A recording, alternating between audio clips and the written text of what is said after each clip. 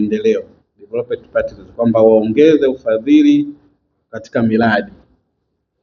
Kwa kama ambavyo nimetoka kusema kwamba serikali inajitahidi katika kuweka ile mifumo ya kiulinzi ya haki za binadamu, na kama mnavyojua vile vile sasa hivi kuna maendeleo ya teknolojia ambayo yanasababisha sasa jicho kubwa zaidi lielekezwe katika kulinda haki za binadamu. Wengi wenu hapo mmeongelea kuhusu ile akili mnemba, mambo ya mitandao ambayo sasa hivi nayo inaongeza ile uwanda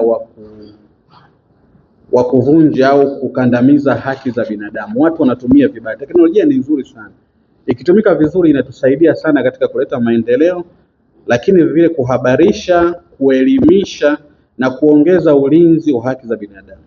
Lakini kinyume chake sasa yenyewe ndio inakuwa chanzo cha kuvuruga au kuvunja haki za binadamu.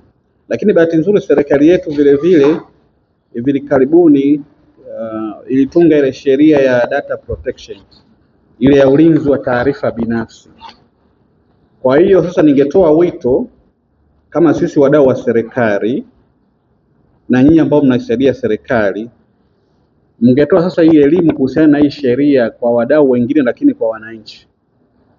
Mara nyingi sheria inapotungwa utekelezaji wake unategemea ufahamu sasa wanaohusika, kwa kuanzia wanaotekeleza, lakini kwa wananchi. Kwa hiyo mimi ningetoa wito kwamba hii ingekuwa ni fursa nzuri kwenu sasa mkijipanga kwa ajili ya kuhakikisha hii sheria sasa inafahamika kwa wananchi wote.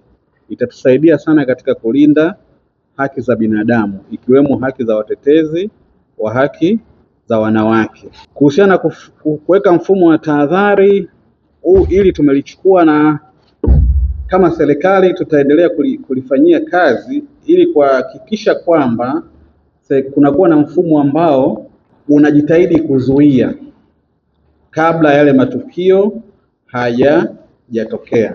Kidogo haya yafuata. Kwa mfano swala la kujitambua, hili ni swala ambalo ni muhimu sana, hasa kwa nyinyi watetezi wanawake wa haki za binadamu. Kwa hiyo mimi naungana na watoa mada na washiriki kwamba swala la kujitambua ni muhimu sana, na swala la kujitambua vivyo ni pana, kwa maana kwamba lazima hizi shughuli zetu zijulikane kwa wananchi wetu, lakini vile vile sisi wenyewe tujue jinsi ya kujilinda.